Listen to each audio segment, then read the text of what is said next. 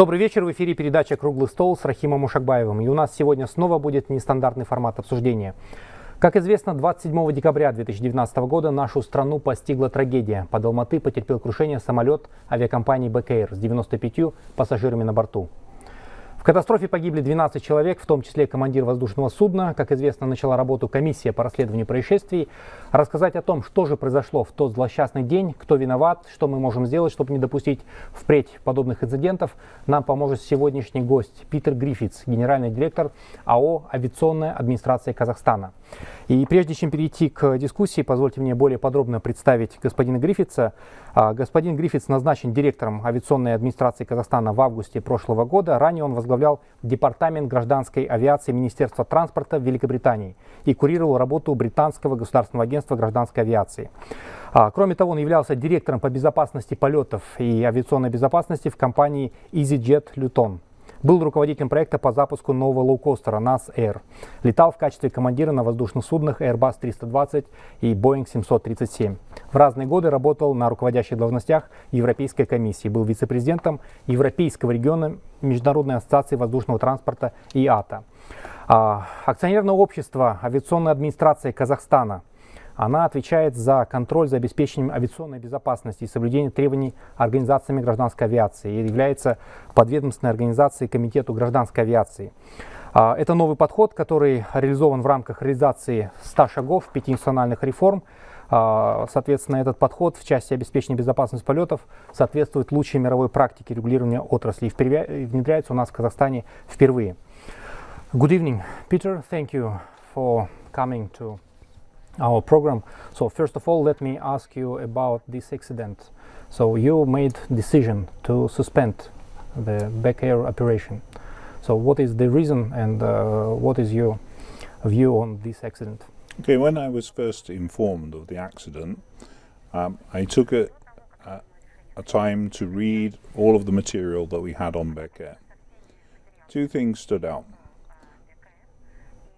The first is that the airline had a serious accident in 2016. In addition to that, we also had the fact that they had refused to do an IOSA certificate. This caused me a bit of concern in that if an airline is operating in these conditions and they've had 2 accidents within a short period of time, then it is apparent that there is something not working within the airline. So for the terms of public safety, I grounded the airline whilst we took an investigation into how the airline is operated.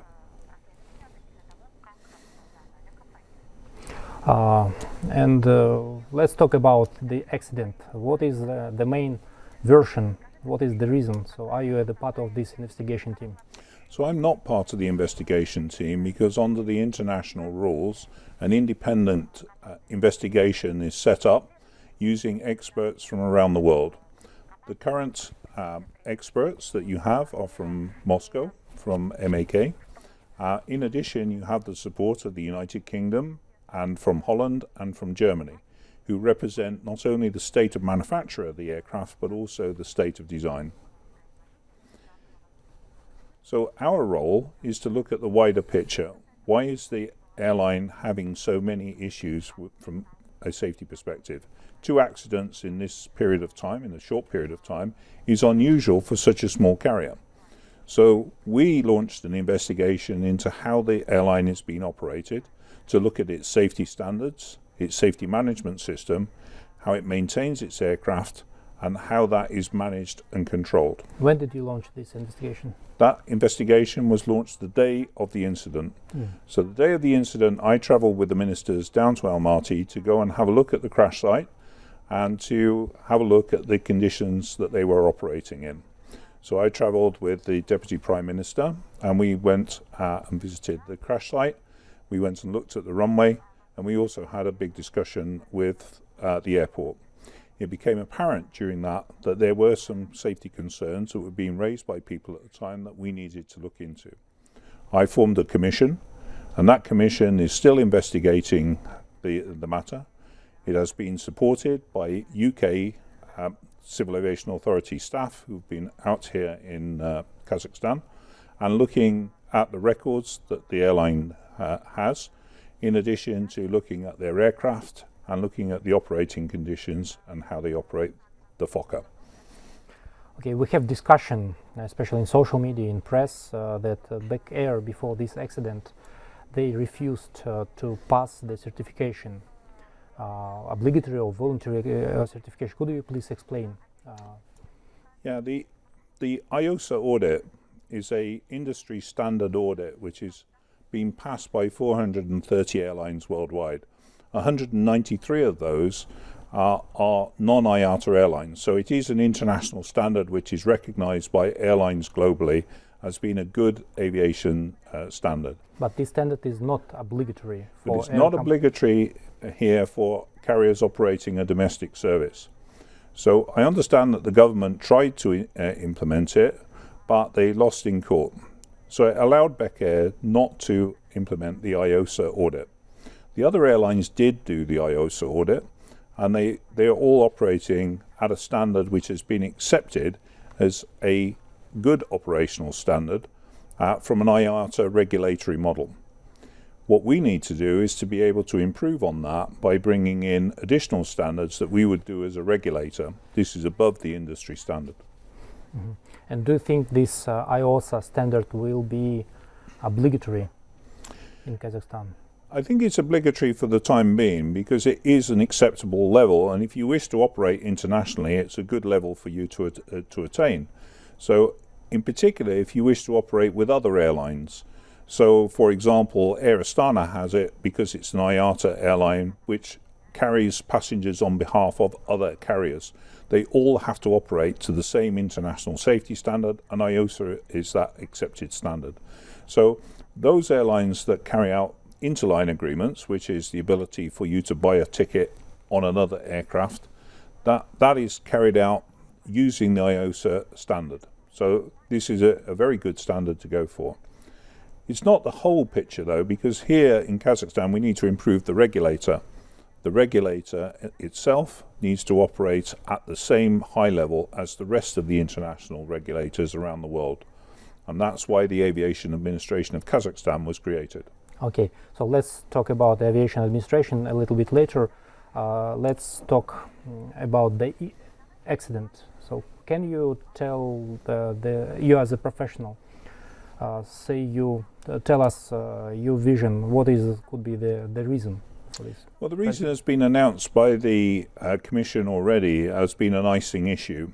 It's an official reason or it's a version? No, that's the official reason that we've been given, and that's been announced by the Deputy Prime Minister along with the investigation team. So perhaps it would be helpful to understand what the icing reason is for the people that are listening. Essentially, this aircraft, the Fokker 28-100, has a particular issue with icing. This was identified in 1993. There was an accident in Skopje, Macedonia, which identified that the wing has a particular problem with ice accumulation. So a large portion of the lift is generated from the front end of this wing. As a result of that accident, an airworthiness directive was made for all operators to do what is called a clean wing check on this airplane. This means that the pilot of the aircraft needs to have a look at the wing prior to every flight to check the upper surface, the front and the lower surface is clear of ice, and ensure that if it is there, that the aircraft is de-iced properly to ensure that all ice is removed. It says in the aircraft operating manual that ice accumulation on this wing could increase the stall speed by up to 30 knots, which is quite a significant margin above the normal takeoff speed. So there is also an alternative procedure that if the pilot thinks that the wing is contaminated, there is an alternative procedure that they can use. In both of those cases, we are looking to see what Back Air uses, and my commission will have a look at the operating standards, and we'll be making an announcement next Monday as to what we've found from that commission. Mm-hmm. And the pilot didn't do the procedures. At this stage, I'm not doing the accident investigation, but we do know from the video evidence gathered from the airport that there is no check of that wing. Okay, how do you assess the level of safety of flights in Kazakhstan? Generally, the safety here is reasonably good, and it's starting to improve. So many of the airlines have gone through the IOSA system, so they're already operating with the latest mechanisms that airlines use, like safety management system and risk assessment. So that's been improved as a result of introducing the IOSA audit. What we don't have here, and we need to generate, is an improved safety culture. This is about reporting safety-related issues, and that we as a regulator would take part in the investigation of those issues to ensure that we are addressing all of the safety concerns. It's expected that throughout the coming year, I will be doing a safety perception survey of all of our operators, and we'll be assessing what that level of safety culture is. It's one of the key mechanisms that we use as part of the regulatory process to ensure that safety levels are improving. So we will do a baseline survey later on this year to find out where the safety levels are, what the perception is, and how we can improve it. I think it's time to talk more about Aviation Administration of Kazakhstan. What are you doing? What is your status? Okay, the Aviation Administration of Kazakhstan was created on the 1st of August as part of a government initiative to bring European regulatory practice here to Kazakhstan. I arrived here on the 21st of July, and we took over running the aviation safety system and regulatory structure on the 1st of August. Since then, we've been recruiting staff. Now, one of the main reasons that you have struggled with this particular issue is that you've not been able to attract international cooperation and staff. Aviation Administration of Kazakhstan has the ability to bring in international people, and one of the first things that we did was put into place a contract with the UK Civil Aviation Authority to help support us as we grow. It takes approximately 3 years to grow a new regulator. It takes approximately 2 years to train all of the staff. So the first part of it was to get a baseline review done, which we completed with the UK Civil Aviation Authority in October. We reported that to the government, and we've now created the action plan that we are going to operate over the next 3 years in order to build a proper regulatory system here in Kazakhstan. And what do you think, how fast we can increase safety in aviation industry? Well, safety systems are built by people. If we manage to convince them that they need to move to a new process, then safety systems can be built quite quickly. One of the things that is great about aviation is it's international in nature. And as a result, that international cooperation, sharing information about accidents and incidents, and sharing control measures will generate a proper safety culture very quickly. So I'm confident that we'll be able to improve the standards, get full international cooperation in the next 2 years. As far as I know, last 3 years, 10 leading air companies refused to work with Kazakhstan. What is the reason? Well, partly KLM, British Airways, Austrian Airlines, China Southern, Czech Airlines. Yeah, and all of those airlines have probably withdrawn for 2 reasons. First of all, the safety issues that you had here in Kazakhstan. You were on the blacklist for a long time of the European Union. You had difficulties in creating a proper regulatory structure, and as a result, they will have seen that the airline industry is not operating at a full international cooperation level.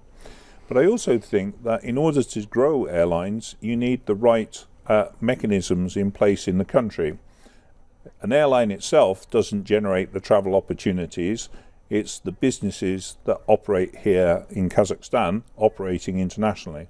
So, for example, in London, with an international banking industry, a large portion of its airline industry is to support the banking industry. So here in Kazakhstan, you need to link to all of the international centres, and your president has said that. So we would expect to see similar mechanisms occurring here in Kazakhstan, but also you have a large manufacturing industry, you have a farming community, and as you become more international in doing your business, the airline industry is there to support you. So I would expect the airlines that will come here and operate here need to be in support of other programs like tourism, industrial manufacturing, and banking and service industries. So it depends on economic and business activities. Exactly. So the economics is the driver for the aviation supports the economics.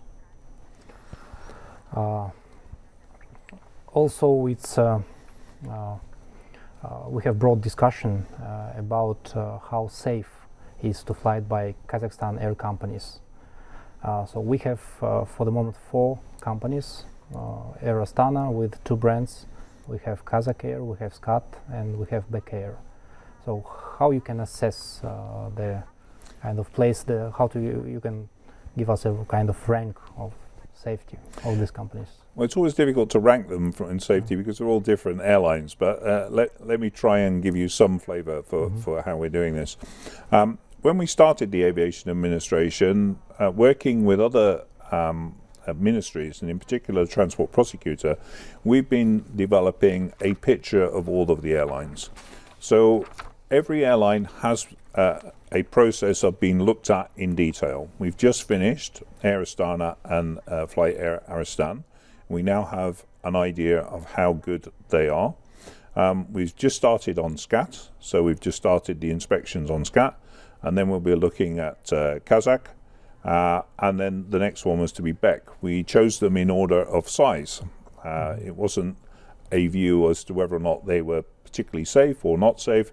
It was just the bigger risk requires the earlier treatment. So as we do that, we're already making recommendations of improvements that they can make. So Air Astana has already received those notes from us. When we finish the work with SCAT, then there'll be some measures that we put in with them. And then as we go through the other airlines, we'll do the same. The accident with Bek Air has prompted us to bring that forward. So we've now started that investigation. We started it on the day of the accident. I extended the commission today to take them to the end of the week because they asked for a few more days to finish off the inspection. And next Monday, you can expect us to make a view of Bek Air. Also, we have a discussion about cost of the tickets, and we have a big difference in if you fly by Air Astana, it's safe, it's very comfortable, but it's a little bit expensive. Also, we have low-coster fly Aristan, which is cheaper. You have broad experience of launching low-costers. How you can comment on? Okay. Low cost doesn't mean low standards. One of the things that we used to be labelled with in the industry in Europe in 1998 when I started with a low-cost airline is low cost equals low standards. If you operate a low-cost airline like that, and a good example is ValueJet in the United States, if you operate to those sort of standards, you will have an accident and you will go out of business fairly quickly. What we generated within the low-cost industry in Europe is low cost equals high standards. You cannot afford to have disruptions. You cannot afford to have mechanisms that stop you from operating. You must always operate to the highest level.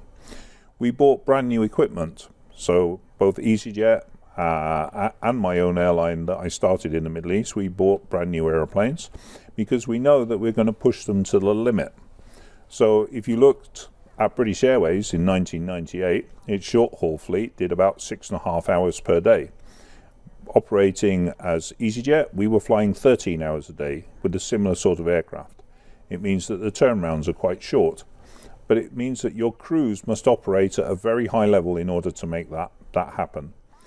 So low cost does not equal low standards. Low cost equals a lot of attention to detail, a lot of good procedures which are well trained into the crew.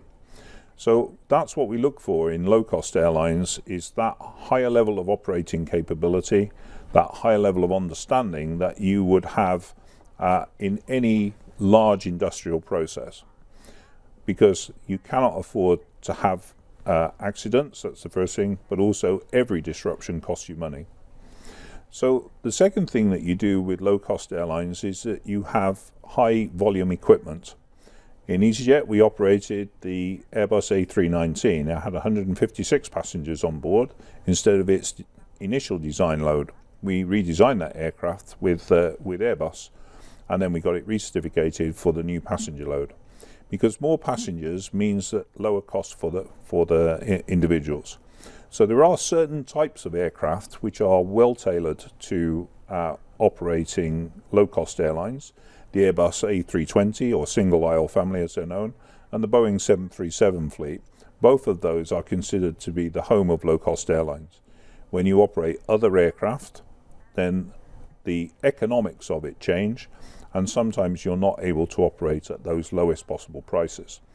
So it's very important that the fleet that you buy and also the way that you operate the aircraft is considered very carefully in order to ensure that your airline is operating at a profit, but at the same time it's operating with the standards that you require to absolutely ensure safety. The President Kassym-Jomart Tokayev announced a regime of open sky. What does it mean? Open skies means that you open up your airspace to operators from outside to be able to operate in the same way as your local carriers. So when you look at the largest Open Skies Agreement, which is the EU Open Skies Agreement, every airline that operates within the EU has the ability to operate in every other EU country. So for example, Ryanair, which is one of the biggest low-cost operators, is based in Ireland, but it operates from many countries as if they were based in that country. So Poland, the United Kingdom, Italy, it has bases in all of them. So open skies means more competition, more ability to generate good quality flights, and at the end of the day, a better price for the individuals who are buying tickets. So open skies agreements are generally good for aviation because it generates travel opportunities for others at a price that they can afford. In case of Kazakhstan, as far as I know, Air Astana was not completely happy on the open sky regime when we signed the agreement on Eurasian Economic Union. So, and in the case of Kazakhstan, this regime of open sky, what do you expect? Well, I would expect that some of the operators from outside, in particular places like Malaysia, for example, where you have a very big low-cost airline, AirAsia, may wish to take the ability to operate into and out of Kazakhstan and offer opportunities for others at a price which is much lower. The operating cost of AirAsia is extremely low. I know that from discussions with Tony Fernandez, who operates that particular airline. But it doesn't mean to say that that will damage Air Astana. It's a different operating model.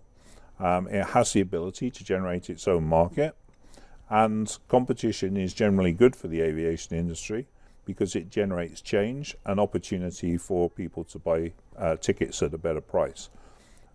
So I'm pretty sure that Air Astana and Air Astana will survive any open skies agreement because I haven't seen British Airways or Aer Lingus go out of operation, but it may be that one or two of the other airlines will have to improve in order to deal with the competition.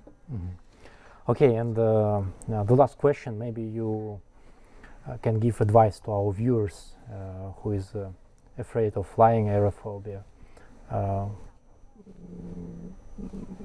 How to make safer flights, and maybe you estimate on how safe is the flights in Kazakhstan. I think that the airlines that are operating here at the moment, they're reasonably safe. They're all operating to international standards. There is always something more that they can do, and we are working with those airlines now to ensure that their operating standards increase quite rapidly. But when you compare where Kazakhstan is today to many of your neighbors, Uzbekistan, for example, we look at China to the east, and we look at some of the airlines perhaps in the European region, they're pretty comparable. So Air Astana would be just the same as Aer Lingus or one of the big airlines operating in Europe. And Kazakh Air is no different to Flybe, except that they seem to be making money rather than Flybe is losing money. But they're all operating the same aircraft. They seem to be operating to the same standards. We as a regulator will be ensuring that they improve on those standards. What I'm looking for is a high quality, high resilient set of airlines here in Kazakhstan that can assure their passengers that they're operating at a good safety standard so that when you buy your ticket, you know you're going to get there. Okay. And I hope that Kazakhstan and the aviation industry will learn the lessons from this accident. I think we have to. If we don't learn the lessons, then we've missed a great opportunity to improve our industry. This is a great country. I'm pleased to be here. And most importantly, Kazakhstan needs a very good quality aviation system. Okay. Thank you, Peter. It was a big honor to have you in our You're very welcome. program. Thank you. В заключение еще раз хотел бы выразить соболезнования родным и близким погибших при падении самолета 27 декабря 2019 года под Алматы. И напомню слова президента Касым-Жомарта Токаева о том, что все виновные понесут строгое наказание в соответствии с законом. А мы будем надеяться, что такой инцидент больше никогда не повторится в нашей стране. И замечательно, что Казахстан получает передовую зарубежную экспертизу в области обеспечения безопасности полетов. До встречи на следующей неделе.